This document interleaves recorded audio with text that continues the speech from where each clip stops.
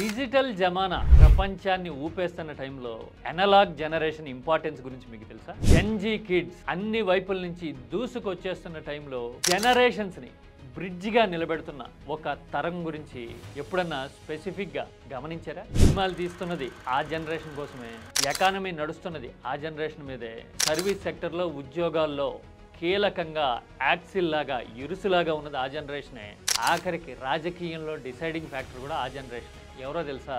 పేరు చెప్తేనే చాలా మంది గూస్ బంప్స్ వస్తాయేమో. 90s కిడ్స్ అంటారు కదా.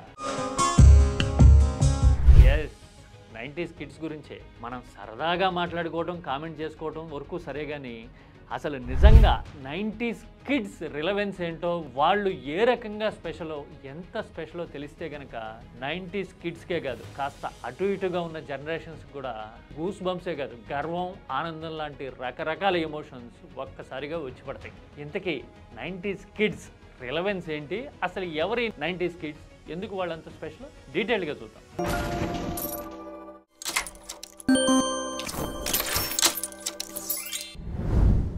90s కిడ్స్ అని ఈ మధ్యన వెబ్ సిరీస్లు రావడం చూస్తున్నాము. సినిమాలన్నీ 90sలోనూ 80sలోనూ జరుగుతున్నట్టుగా థీమాటిక్గా చూపించడానికి ట్రై చేయడం చూస్తూ ఉన్నాం. దీని అంతటికీ కారణం ఏంటంటే, ఇప్పుడు మార్కెట్లోనూ జనాభాలోనూ మోస్ట్ ఇన్ఫ్లుయెన్షియల్ ఫ్యాక్టర్ ఈ 90s కిడ్సే. ఇంతకీ ఎవరు ఈ 90s కిడ్స్ అంటే, చాలామంది 85 తర్వాత పుట్టినోళ్ళు అని చెప్పేసి అంటారు. రకరకాల డెఫినేషన్స్ ఉండొచ్చు, కానీ 90sలో చైల్డ్హుడ్ ఉన్న వాళ్ళందరూ 90s కిడ్సే. కాస్త అటు ఇటుగా టెక్నికల్ డెఫినేషన్స్ ఎలా ఉన్నా కానీ, అంటే వీళ్ళు లేట్ 30sలోనూ ఎర్లీ 40sలోనూ ఉన్న జనరేషన్. అందుకోసమే వీళ్ళ చుట్టూనే ఇప్పుడు ప్రపంచం అంతా తిరిగే పరిస్థితి వచ్చేసింది. వీళ్ళు మిగతా జనరేషన్తో పోలిస్తే ఎందుకు డిఫరెంట్ అనే విషయాన్ని ఒక 3-4 పారామీటర్లు పట్టుకుని చూద్దామా. ఒకటి, ఎమోషనల్గా ఎందుకు స్పెషల్ వీళ్ళు అనేది. రెండోది, టెక్నాలజీ పరంగా వీళ్ళు ఎంత కీలకం అనేది. మూడోది, ఎకానమీకి వీళ్ళ కాంట్రిబ్యూషన్ ఎంత, పొలిటికల్గా వీళ్ళ ఇంపాక్ట్ ఎంత. ఈ 4 చూస్తే అసలు 4 దిక్కులు అంటారే, అలాగా అన్ని దిక్కుల ఈ 90s కిడ్సే ఇప్పుడు ఎంత క్రూషియలా అని మనకు అనిపిస్తుంది. ముందు అసలు ఎమోషనల్గా ఎందుకు స్పెషల్ వీళ్ళు చూద్దాం. 90s కిడ్స్ అంటే డిజిటల్ కాదు, అనలాగ్. ప్రతిదీ చేతులతో చేసేవాళ్ళు, ప్రతిదీ ఫిజికల్గా నేర్చుకోవాలి అనే టైమ్స్లో భూమి మీదకి వచ్చిన వాళ్ళు వీళ్ళంతా. ఏదైనా ఆలోచన కావాలంటే వీళ్ళు టక్కుమని అడగడానికి గూగుల్ లేదు. గూగుల్ లేట్ 90sలో కదా, 98లోనో 97లోనో కదా వచ్చింది. అందుకోసమే వీడు మైండ్తో ఆలోచించేవాళ్ళు. పలక మీదో పేపర్ మీదో సమ్ అయినా లాజిక్ అయినా కానీ డిరైవ్ చేసుకునేవాళ్ళు. అందుకోసమే వీళ్ళు డిజిటల్ కిడ్స్ కాదు, అనలాగ్ కిడ్. పైగా వీళ్ళ ఆటలన్నీ వీడియో గేముల్లాగో 2 బటన్స్ ఇలా చేతిలో పెట్టుకుని హెడ్ ఫోన్స్ చెవులకు తగిలించుకుని ప్రపంచాన్ని మర్చిపోయిన జమానా కాదు వీళ్ళది. ఎంటర్టైన్మెంట్కి ఏమున్నాయి, మహా అయితే దూరదర్శన్ ఉండేది. కేబుల్ వచ్చినప్పుడు ప్రపంచాన్ని గెలిచినంత సంబరపడి ఉంటారు. అందుకోసమే వీళ్ళకి మేజర్ అడ్వాంటేజ్ ఏంటో తెలుసా, ఎమోషనల్గా వీళ్ళు మోస్ట్ స్ట్రాంగెస్ట్ పీపుల్. వీళ్ళు తల్లిదండ్రులతో దగ్గరగా పెరుగుంటారు, చుట్టుపక్కల వాళ్ళని మామయ్య, అత్తయ్య, పెద్దమ్మ, పిన్ని అని పిలుచుంటారు. అందరితోనూ మానవ సంబంధాలు ఉంటాయి. ఇప్పటిలాగా మొబైల్ ఫోన్లో ట్యాబ్నో చూస్తూ పెరిగిన వాళ్ళు కాదు వీళ్ళు. ఇంట్లో వాళ్ళతో కూడా మాట్లాడడానికి టైం లేని డెలికేట్ సిచ్యువేషన్లో వీళ్ళు పడిపోరు అంత తేలిగ్గా. అందుకోసమే హ్యూమన్ రిలేషన్స్ విషయంలోనూ లైఫ్ విషయంలోనూ వీళ్ళు 2 విభిన్నమైన ప్రపంచాలను చూస్తుంటారు. హాలీవుడ్ సినిమాలో చూపిస్తారు కదా, 90s అంటే సైకిల్ తొక్కుకుంటూ ప్రతిదీ బుక్లో రాసుకుంటూ స్కూల్కి వెళ్ళినప్పటి నుంచి దూరదర్శన్లో చిత్రలహరి చూడడం కోసం ఎగబడిన రోజుల నుంచి వీళ్ళు ఇప్పుడు మెటావర్స్లోకి అడుగుపెట్టేశారు. మెటావర్స్ మాత్రమే తెలిసిన జెన్జీలు కాదు వీళ్ళు. అందుకోసమే వీళ్ళకి ఎమోషనల్గాను, రేషనల్గాను, లాజికల్గాను మెంటల్ ఎబిలిటీ ఎక్కువ, ప్రాక్టికాలిటీ ఎక్కువ.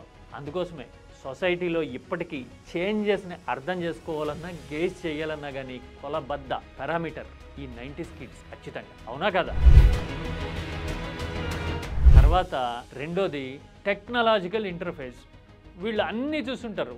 ల్యాండ్ ఫోన్ చూస్తుంటారు, 1100 బండ ఫోన్లు చూస్తుంటారు, నోకియావి. అలాగే యాపిల్ ఇన్నోవేషన్స్ చూస్తుంటారు, మెటావర్స్ని ఫేస్ చేస్తూ ఉన్నారు. ఏఐ ఇంటర్ఫేస్ కూడా వీళ్ళే కీలకం. ఎందుకంటే వర్కింగ్ క్లాస్లో వీళ్ళే ఉంటారు ఎక్కువ. టెక్నాలజీ అందిపుచ్చుకోవాల్సిన బాధ్యత, అవసరం వీళ్ళకే ఎక్కువ ఉంటాయి. త్రూ అవుట్ దిస్ జర్నీ ఈ ప్రపంచం ఎవాల్వ్ ఎలా అయ్యింది అనేది చూడాలంటే వీడి లైఫ్ సైకిల్ని ఒక 25 ఏళ్ళు వెనక్కి తిరిగి చూస్తే చాలు.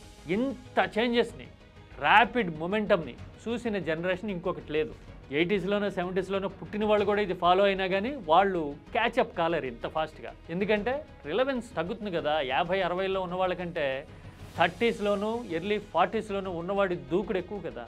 అందుకోసమే టెక్నాలజీ పరంగా కూడా ఈ 90s కిడ్స్ చాలా కీలకం. అందుకోసమే ఇప్పుడు ఏ టెక్నాలజీ వచ్చినా కానీ 40స్లో ఉన్న వాళ్ళకి అర్థమయ్యేలాగా చెప్తాం అని మెటా లాంటి కంపెనీల దగ్గర నుంచి ఎలాన్ మస్క్ వరకు అందరూ వీళ్ళ మీదే ఫోకస్ చేస్తుంటారు. ఎందుకంటే పని చేయాల్సింది వీళ్ళే, రిజల్ట్ తీసుకురావాల్సింది వీళ్ళే. ఇది టెక్నాలజీ ఫ్రంట్లో. ఇక మూడోది ఎకానమీ. మంచి సినిమా వచ్చిందనుకోండి, ఫ్యామిలీని తీసుకెళ్లాల్సింది ఎవరు సినిమాకి? ఇంట్లో బ్రెడ్ విన్నరే కదా. అంటే ఉద్యోగం చేసి ముందుండేవాడు, 30స్లోనో 40స్లోనో ఉన్నవాడు. మార్కెట్లోకి ఏదైనా బ్రాండ్ వచ్చిందనుకోండి, కొనాలా వద్దా డిసైడ్ చేయాల్సింది ఎవరు? సేమ్ అదే బ్రాకెట్లో ఉన్నవాళ్ళు కదా. అలాగే ఉద్యోగాల్లో ప్రపంచవ్యాప్తంగా సర్వీస్ సెక్టర్లో ఉన్న ఏజ్ బ్రాకెట్ ఏది ఎక్కువ అని చూస్తే కూడా ఈ 30s అండ్ ఎర్లీ 40సే కదా ఎక్కువ. దాదాపు 45 to 50% వీళ్ళే ఉంటారు, సాఫ్ట్వేర్లో కానీ మిగతా రంగాల్లో కానీ. అంటే 90s కిడ్స్ ఎకానమీకి ఆయువు పట్లు అంటోళ్ళు. అందుకోసమే సినిమాల్లో ఈ మధ్యన 90s అంటూ నాస్టాలజిక్గా కనెక్ట్ అయిపోయేందుకు ట్రై చేస్తూ ఉన్నాయి. హాలీవుడ్ దగ్గర నుంచి రీజనల్ లాంగ్వేజ్ వరకు ఇదే కదా జమానా. అలాగే ఇప్పుడు అడ్వర్టైజ్మెంట్లు చూసినా ఇంకేం వచ్చినా కానీ అసలు మొత్తం వీళ్ళ ఓరియంటేషన్తోనే చూపించడానికి, మార్కెట్ అట్రాక్ట్ చేయడానికి ట్రై చేస్తూ ఉంది. కారణం ఏంటి అంటే వీళ్ళే ఎకనామిక్ యాక్టివిటీలో కీలకం. అలాగే వరల్డ్ వైడ్గా ఉన్న మ్యాన్ పవర్లో కూడా దాదాపు 50 నుంచి 55% ఈ బ్రాకెట్లో వాళ్ళే అని లెక్కలు చెప్పడం చూస్తూ ఉంటే 90s కిడ్స్ హర్క్యులస్ లాగా ఈ భూగోళాన్ని మోసేస్తున్నారా అని అనిపించి తెలియకుండానే గర్వం వచ్చేస్తుంది. సహజమే కదా. ఆ తర్వాత ఇంకొక ఇంపార్టెంట్ రిలవెన్స్ ఏంటో తెలుసా? టెక్నాలజీ విషయంలోనే కాదు, ఎమోషన్స్ విషయంలోనే కాదు, ఎకానమీలోనే కాదు, పొలిటికల్గా కూడా వీళ్ళే కీలకం. ఇది 4వ అతి ముఖ్యమైన ఎలిమెంట్. ఎలాగో తెలుసా? మన తెలుగు రాష్ట్రాలనే తీసుకోండి, ప్రతి 5గురిలోనూ 3 ఇప్పుడు ఇదే ఏజ్ బ్రాకెట్స్లో ఉన్నవాళ్ళు, 30స్లోను 40స్లోను. 30-40స్లో ఉన్నవాళ్ళు అంటే మోస్ట్ రిలవెంట్గా ఉండుంటారు.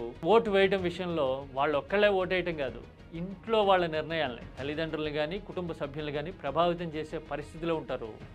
అందుకోసమే ఇప్పుడు వీళ్ళ అభిప్రాయమే డెసిషన్ మేకింగ్లో కీలకమైపోయిన పరిస్థితి కనపడుతోంది. వచ్చే ఎన్నికల్లో మోస్ట్ ప్రస్ఫుటంగా కనిపించే ఇంపాక్ట్ ఏది అంటే ఈ 90s కిడ్స్ వర్డిక్టే. అందుకోసమే పార్టీలు కూడా ఇప్పుడు చాలా టాక్టికల్గా ఈ 90s కిడ్స్ని ఆకట్టుకోవడం మీద చాలా ఎమోషనల్ గేమ్ ప్లాన్ని రెడీ చేసుకోవాల్సిన పరిస్థితి ఇప్పుడు వచ్చేసింది. బహుశా ఇంతకు ముందున్న జనరేషన్స్ కానీ, ఆ తర్వాత మిలేనియల్స్ నుంచి ఆ తర్వాత వస్తున్న జనరేషన్స్ కానీ ఇంత రిలవెన్స్ ఇక ముందు రాదేమో. ఎందుకంటే ఇక అంతా ఏఐ జమానా వచ్చేసిన తర్వాత ఎలాంటి మార్పులు వస్తాయి అనేది మనకు ఆల్రెడీ అర్థమైపోతుంది. అంతేగాని అనలాగ్తో మొదలై డిజిటల్లోకి వచ్చి పరిణామాలను శాసించేంత సినిమా అయితే మిగతా వాళ్ళకు ఉండదు కదా. అందుకోసమే మనం ఎప్పటికీ చూస్తూ ఉంటాం, సైకిల్ మీద తిరిగేవాళ్ళం, ఆడియో క్యాసెట్లు ఉండేవి, డివిడీలు చూసాం, అప్పట్లో క్రోమ్ లేదు లాంటి కబుర్లు చెప్తూ ఉంటారు కదా సరదాగా. రోడ్ల మీద 7 పెంకులు ఆటాడేసాం, వీడియో గేములతో కాలక్షేపం చేయలా అని అంటూ ఉంటారు కదా. పల్లెలకి పట్టణాలకి మధ్య వారధులు కూడా ఈ 90s కిడ్సే. ఎందుకంటే చాలామంది మనలో పల్లెల్లో పుట్టి బతకడం కోసం పట్టణాలకు వచ్చి ఉంటాము, లేదంటే కనుక పల్లెలకు వెళ్ళి పండగలు జరుపుకునే అలవాటు ఎక్కువగా ఉన్న రోజుల్లో పుట్టుంటాం. అందుకోసమే 2 జీవన విధానాలకి, 2 ఆలోచనలకి, 2 ప్రపంచాలకి మధ్య వారధిగా నిలుస్తున్నది, సారథులవుతున్నది ఈ 90s కిడ్సే. ఇంత రిలవెన్స్ ఉంది 90s కిడ్స్కి అని మీరు ఎప్పుడన్నా ఆలోచించారా? మీకు మోస్ట్ నాస్టాలజిక్గా అనిపించే 90s మెమరీస్ ఏంటి? Let us discuss. Please share your opinion. ఎందుకంటే మనలో చాలామందికి తెలుసు 90s అంటే మనకి తెలియకుండానే మన మైండ్, మన ఆలోచన పాతకాలంలోకి వెళ్ళి చాలా ఉల్లాసభరితంగా అయిపోవటమే కాదు, ఆ రోజులే వేరు, అనుకోకుండా ఉండలేం. మరీ ముసలోళం అయిపోయాం అనిపిస్తుందేమో అని పైకి అనకపోవచ్చు, కానీ ఖచ్చితంగా లోపల అనుకునే సిచ్యువేషన్ అయితే ఉంటుంది. అందుకోసం please do share your memories.